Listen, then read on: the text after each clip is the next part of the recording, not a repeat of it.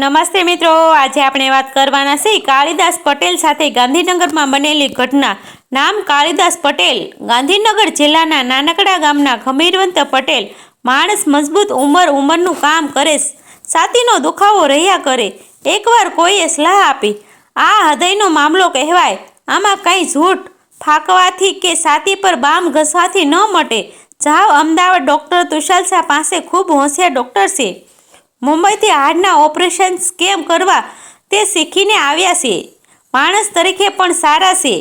હજુ થોડા વર્ષ જીવવું હોય તો પહોંચી જાઓ એમની પાસે. કાળીદાસ પહોંચી ગયા. આ ઘટના ઈસવીસન 1990 સાલની છે, આજથી 26 વર્ષ પહેલાંની.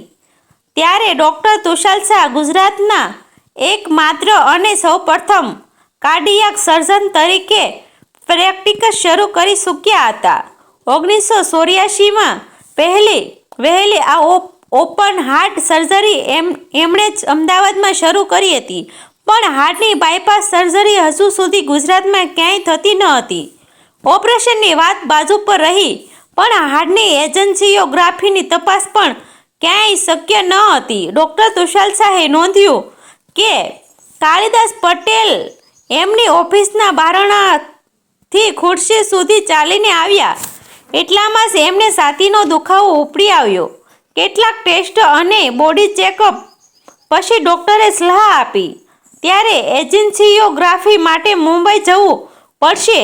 હું રેફરન્સ નોટ લખી આપું છું. પૈસા છે ને તમારી પાસે? હોવે ભઈલા, ખેડૂત છું, માટીમાં પરસેવો સીસીને પૈસો રળું છું. તમારે લખી આપો ચિઠ્ઠી. કાળીદાસે ખાંસી ખાધીને ખોખારો રે એ ભગવાન જાણે. ડૉક્ટર તુષારે તો એટલું જ સમજાયું કે કાકા ખમતી ઘર છે. કાળીદાસ પત્ની પુત્રની સાથે મુંબઈ પહોંચ્યા. મોહમ્મદીય મહાનગરમાં રઝળીને પૈસાનું પાણી કરીને, લાઇનમાં ધક્કા મૂકી ખાઈને અને વોર્ડબોયથી લઈને મોટા ડૉક્ટર સુધીના તમામ માણસોનું અપમાનવીય વર્તન જોઈને સમસમી ગયા. છાતીનો દુખાવો મટવાને બદલે વધી ગયો. એમાં વળી એન્જિયોગ્રાફીનો રિપોર્ટ ખરાબ આવ્યો. એ જોઈને મુંબઈના મોટા કાર્ડિયાક સર્જનને કહી દીધું, કાકા ત્રણેય નળીઓ બંધ થઈ ગઈ છે, બાયપાસ સર્જરી કરાવવી જ પડશે. આજે જ દાખલ થઈ જાઓ. પૈસાની જોગવાઈ કરવા ખાતર પણ પાછા ઘરે ન જશો, ટ્રેનમાં જ લુઢકી જશો. પણ કાળીદાસ ભાઈ ન માન્યા. ટ્રેનમાં બેસીને અમદાવાદ આવી ગયા. લુઢકી ગયા વગર સીધા ડૉક્ટર તુષાર શાહના ક્લિનિકમાં આવીને ખુરશીમાં ઢગલો થઈ ગયા.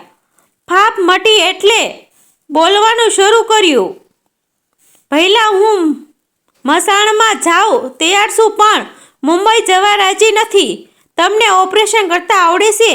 ડૉક્ટર ઢીલું બોલ્યા, કાકા ઓપરેશન કરતા તો આવડે છે, પણ અહીં એ માટેનું ઇન્ફ્રાસ્ટ્રક્ચર નથી, એટલે હું કરતો નથી. એટલે વળી શું? ખેતર અને ખાતરની પરિભાષા જાણતા પટેલને ઇન્ફ્રાસ્ટ્રક્ચર શબ્દ ઉપગ્રહમાંથી આવ્યો હોય તેવો લાગ્યો. ડૉક્ટર તુષારે સાદી ભાષામાં સમજાવ્યું, ઓપરેશનનો માત્ર આવડતથી જ નથી થઈ શકતા, એના માટે સાધનો પણ જરૂરી છે. હાર્ટની બાયપાસ સર્જરી માટે તો વળી એવા સાધનો, સિરીંજો અને કૃત્રિમ ફેફસા જેવા મશીનો જોઈએ છે, જે એક જ વાર વાપરીને ફેંકી દેવા પડે. અમે એને ડિસ્પોઝેબલ કહીએ. આ બધું આપણા અમદાવાદમાં નથી મળતું, ચેક મુંબઈથી લાવવું પડે. તો મંગાવો ને, મારી ક્યાં ના છે? પણ હું મુંબઈ નથી જવાનો. કાળીદાસ ભાઈ જીદ પર અડી ગયા. અહમદ માઉન્ટ પાસે ન જાય તો પછી માઉન્ટે મહંમદ પાસે આવવું જ પડે. છેવટે એવું જ નક્કી થયું. અમદાવાદમાં ઇતિહાસની સૌપ્રથમ કાર્ડિયાક બાયપાસ સર્જરીનું પ્રકરણ લખાઈ રહ્યું. કાળીદાસને હોસ્પિટલમાં એડમિશન કરવામાં આવ્યા. ઓપરેશન થિયેટરમાં ચોખ્ખું ચણાક અને જંતુમુક્ત કરી દેવામાં આવ્યું. ઓપરેશન દરમિયાન ડૉક્ટર તુષારની સાથે કોણ હાજર રહેશે તે પણ નક્કી થઈ ગયું. બીજી તરફ સ્ટ્રક કોલ કરીને મુંબઈના ડીલરને ઓર્ડર આપી દેવામાં આવ્યો. બાયપાસ ઓપરેશન માટેની તમામ ડિસ્પોઝેબલ ચીજો અમદાવાદના સરનામે રવાના કરી દો. કેવી રીતે મોકલશો સાહેબ? અમારો માણસ સાથે આવીને તમને હાથોહાથ આપી જશે. મોટો કોથળો ભરાય એટલો સરંજામ હોય છે. અન્ય કોઈ રીતે મોકલી શકાય તેમ નથી. મુંબઈથી માહિતી મળી. આ તરફ અમદાવાદમાં તણફેણમાં અને વિરોધમાં એમ બંને પક્ષે સાવરણીઓ સસાઈ ગઈ. મોટા ભાગના વરિષ્ઠ ડોક્ટરો શંકાશીલ બનીને ડોક્ટર તુષારના આ પ્રથમ સાહસને નિષ્ફળ જવાની કાળવાણી ઉસારીને અપશુકન કરાવી રહ્યા હતા. જ્યારે ડોક્ટર આજ્ઞાકીય સાહેબ જેવા જૂના જોગી આ જુવાન જીનિયસની પીઠ થાબડીને આશીર્વાદ આપી રહ્યા હતા. આગલી રાતે મુંબઈથી કોલ આવી ગયો. અમારો માણસ ડિસ્પોઝેબલનો મોટો થેલો લઈને નીકળી ગયો છે. સૌરાષ્ટ્રના મેલમાં બેસી ગયો છે. સવાર સુધીમાં ત્યાં પહોંચી જશે. ડોક્ટર તુષાલે દર્દીના સગા સંબંધીઓને કહી દીધું, કાલે ઓપરેશન થઈ જશે. સવારે સૌરાષ્ટ્રમાં મેલમાંથી ઉતરેલા માણસને પ્લેટફોર્મ પરથી ફોન પણ કરી દીધો. હું આવી ગયો છું. 15-20 મિનિટમાં ત્યાં પહોંચું છું. તમે ઓપરેશન શરૂ કરી શકો છે. ભલે પણ તમારે કોથળામાં તમામ જરૂરી સાધનો છે તો ખરા ને? પાછળથી એવું ન કહેતો કે એક નાનકડી નળી લાવવાની રહી ગઈ છે. ડોક્ટરે ખાતરી કરી લીધી, પણ માણસે અહીંયા ધારક આપી દીધું. ભૂલ થવાની કોઈ શક્યતા જ ન હતી. દરેક બાયપાસ ઓપરેશન માટે જરૂરી સામગ્રીઓની યાદી નક્કી જ રહેતી હતી. એમાં એક સાદી ટાંકણી જેટલી વસ્તુ ગુમ થાય તેવો સંભવ જ ન હતો. કાળીદાસને ટેબલ પર લેવામાં આવ્યા. એનેસ્થેસિયા આપવામાં આવ્યો. ડોક્ટર તુષારભાઈએ સ્ટેપ વાઇસ છાતીનું પાંજરું ઉઘાડવાનું શરૂ કરી દીધું. ત્યાં પેલો મુંબઈથી આવેલો માણસ આવી પહોંચ્યો. ડોક્ટર તુષારનું સંપૂર્ણ ધ્યાન ઓપરેશનમાં ચાલી રહ્યું હોય તે દરમિયાન દર્દીને ઓક્સિજન સપ્લાય પૂરો પાડવા માટે કૃત્રિમ ફેફસા તરીકે ઓળખાતું આ મશીન સૌથી અગત્યનું જરૂરિયાત મનાય છે.